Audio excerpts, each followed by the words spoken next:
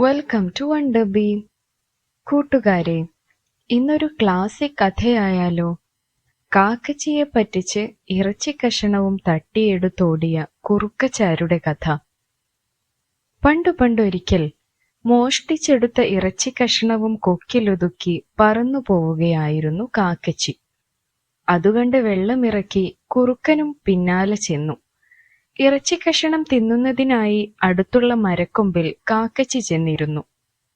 കുറുക്കൻ ഓടി മരച്ചുവെട്ടിലെത്തി. സുന്ദരിക്കാക്കേ, നമസ്കാരം.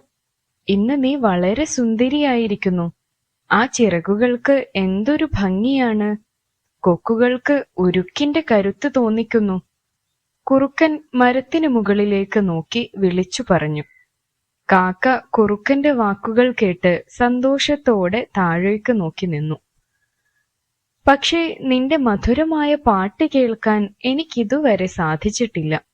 ഇത്രയും സുന്ദരിയായ നിന്റെ പാട്ടും എത്ര മനോഹരമായിരിക്കും, കുറുക്കൻ പറഞ്ഞു. കുറുക്കന്റെ വാക്കുകൾ കാക്കയുടെ മനസ്സിൽ വല്ലാത്ത സന്തോഷമുണ്ടാക്കി. കാട്ടിലെ മറ്റു പക്ഷികളും മൃഗങ്ങളും തന്റെ ശബ്ദം തീരെ നല്ലതല്ല എന്നാണ് പറയാറുള്ളത് കാക്ക ഓർത്തു.